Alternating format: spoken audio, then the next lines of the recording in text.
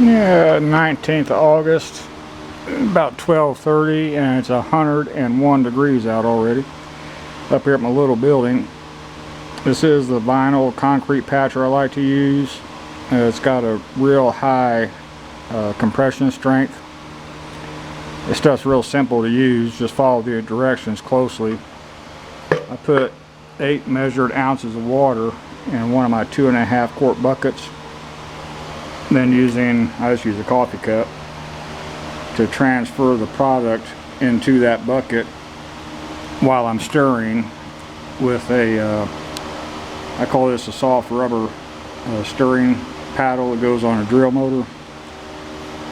Just hold that white bucket between my feet like so, and continue to add the patch material powder until you get a consistency of smooth peanut butter. And now it's 100 degrees down here, so I went a little softer than that.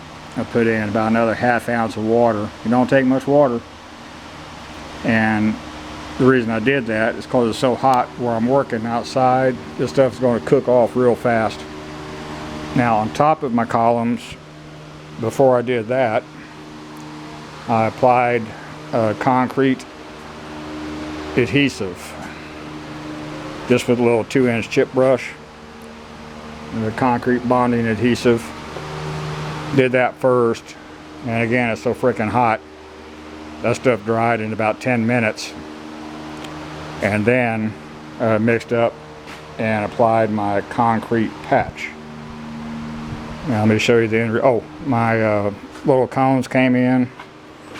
They're real small, but that's what I wanted to fit the top. And my 4-inch reflectors came in. I got some heavy duty ultimate construction adhesive, Gorilla Glue. I'm going to glue the cones to the top of my columns. And it's damn hot, and I'm by myself, so I can't show in process videos. Ain't a whole lot to it. First thing I had to do this morning is mix up 2 more bags of concrete. This was the beginning of a wash I got going on. So after I filled up my last column, I brought the extra over here and plopped into that wash right there.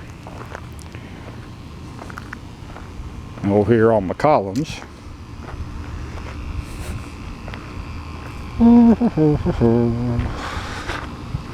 again, I'll start at the street and work my way back.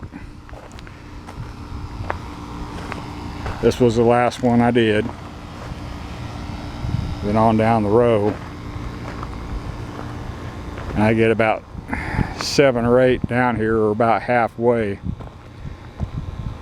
My concrete patch is already starting to turn gray and pretty freaking hard. Now this will seal the top of my column so I can't get water migrating between the hollow block and the concrete I poured in the center. That's the whole purpose. Now I could probably stick around and glue my cones on, but it's 101 degrees and I worked hard this week. And to tell you the truth, I'm kind of tired.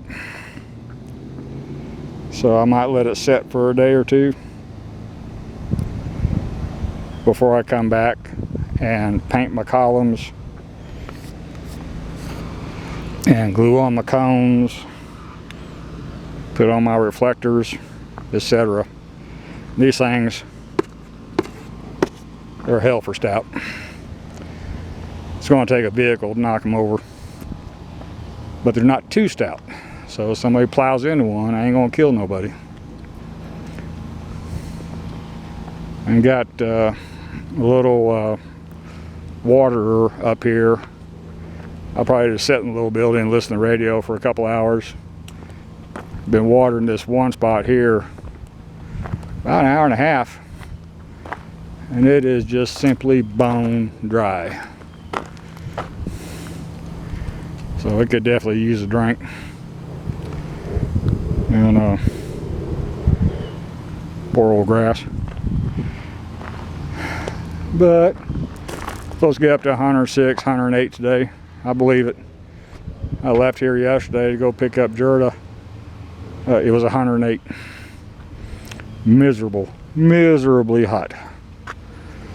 But near my little building, got the AC going, a couple fans. Thermometer up high on the wall says 82. I've got the thermostat set on 74, and in the comfort zone is probably 76. So, best money I ever spent insulating this building and putting in that AC. It's not very expensive to run either.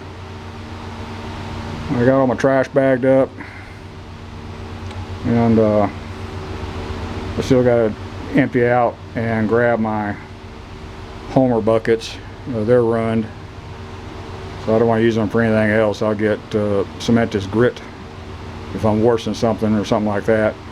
You can't clean them after you use them for cement products. And but yeah, busy week, got a lot done. Now I'm down to the home stretch. Anyway, that's all for this one. Thank you.